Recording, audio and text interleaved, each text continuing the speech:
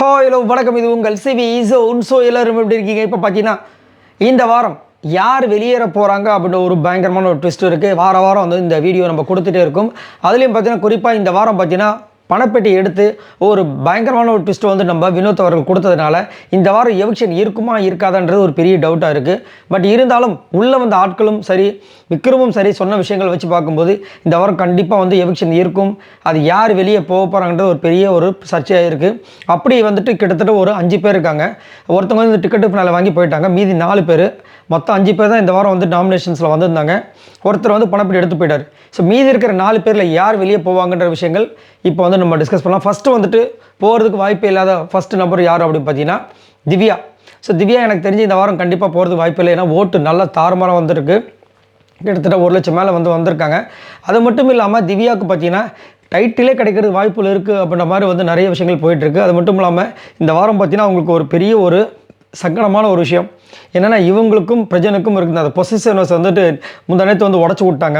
அதுலேருந்து வந்துட்டு சாண்ட்ரா மேலே செம்ம கோவத்தில் இருக்காங்க. அதனாலே வந்துட்டு சாண்ட்ரா வந்து அந்த கார் விஷயம் கூட வந்துட்டு ஒரு வேளை ட்ராமா பண்ணியிருப்பாங்களோன்ற மாதிரி ஒரு விஷயம் போயிட்டுருக்கு. இன்றைக்கி அதை பற்றின விஷயங்கள் கண்டிப்பாக டிஸ்கஸ் பண்ணப்படும் அப்படின்ற மாதிரி தோணுது. அதன் மூலமாக ஒரு பெரிய ஒரு சம்பவம் அந்த ரெக்கார்டுன்ற விஷயத்தில் வந்து ஒரு ரிவர்ஸ் அப்படின்ற மாதிரி ஒரு விஷயம் நடந்துச்சுன்னா பயங்கர மாசாக இருக்கும். ஸோ அவங்க போகிறதுக்கு வாய்ப்பு கிடையாது. அடுத்தது பார்த்திங்கன்னா பிரச்சனை இல்லாத நம்பரில் வந்து சபரி பிரச்சனைன்னு இல்லை.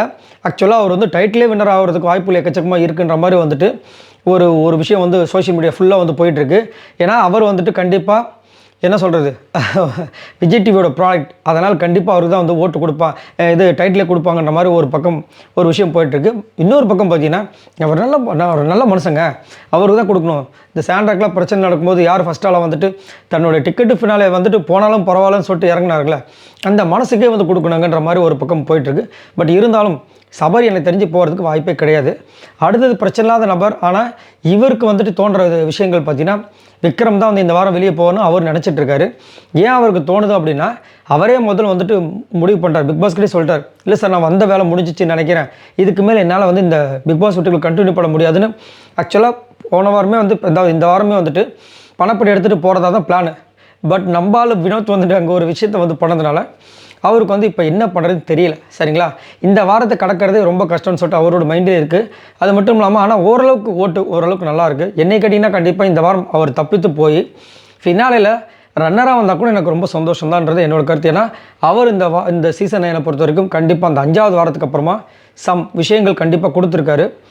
ஒரு ஹீரோ வரணும்னா கண்டிப்பாக ஒரு வில்லன் இருக்குல்ல, அந்த வில்லன் ரோலையாவது சிறப்பாக பண்ணவர் இவர் அப்படின்றதுல மாற்றுக்கருத்தே கிடையாது. அடுத்தது இவங்க தான் இந்த வாரம் போக போகிறாங்க அப்படின்னு கண்டிப்பாக ஒரு எவிக்ஷன் இருந்துச்சுன்னா அதில் கண்டிப்பாக சாண்ட்ரா மாட்டுவாங்க. ஏன்னா அவங்க தான் வந்து ஓட்ஸ் ரொம்ப கம்மியாக இருந்துச்சு. அது மட்டும் இல்லாமல் சாண்ட்ராக்கு பார்த்தீங்கன்னா வெளியும் பயங்கரமான ஒரு பயங்கரமான பூகம்பம் வெடிச்சிருக்கு. அவங்க பண்ணது எல்லாமே ட்ராமா அப்படின்னு சொல்லிட்டு ரீல்ஸ் அந்த சரி என்னென்னமோ எக்கச்சக்கமான விஷயங்கள் போச்சு. உள்ளேயும் பார்த்தீங்கன்னா எல்லாருமே வந்து தாக்கக்கூடிய விஷயங்கள், ப்ளஸ் அவங்க வந்து ஃபுல்லாக ட்ராமா பண்ணாங்க, நடிப்பு ஃபுல்லாகவேன்னு சொல்லிட்டு ஒருத்தராக வியானாலேருந்து ரம்யாலேருந்து பிரவீன் ராஜிலேருந்து எல்லாருமே சொல்லி இப்போ வந்துட்டு ஒரு பெரிய பிரச்சனை. அது மட்டும் இல்லாமல் அந்த கார் விஷயத்தை வச்சு தான் ரெக்கார்டே கொடுக்கப்பட்டது. அதுக்கு முக்கிய காரணம் இவங்க தான். அதனால் இவங்க தான் பேசி வெளியே அமிச்சாங்கன்ற மாதிரி வியானாவும் சரி, நம்ம கானாவினத்தும் சரி ஒரு சில குற்றச்சாட்டுகள் வச்சுருக்காங்க. இன்றைக்கி அது வந்து பேசப்படுமான்றது பெரிய ஒரு எதிர்பார்ப்பாக இருக்குது. என்ன நடக்க போகுதுன்னு தெரியல. எது நடந்தாலும் சந்தோஷம். அவங்க மட்டும் வந்துட்டாங்கன்னா 2 பேரும் சான்ஸே இல்லை. ஆனால் வரதுக்கு வாய்ப்பே கிடையாது. பட் ஒரு விஷயம் நடந்துடாதா அப்படின்னு ஒரு ஏக்கம் தான். பார்க்கலாம். ஸோ இப்படி தான் வந்து இருக்குது. கண்டிப்பாக இன்றைக்கி எவிக்ஷன் ஒன்று இருந்துச்சுன்னா அதில் சாண்ட்ரா கண்டிப்பாக மாட்டுவாங்க. ஏன்னா அவங்களுக்கு தான் ஓட்ஸ் ரொம்ப கம்மியாக இருக்குது. இதை பற்றி உங்களோட கருத்தில் சொல்லுங்கள். பாய் நண்பர்களே.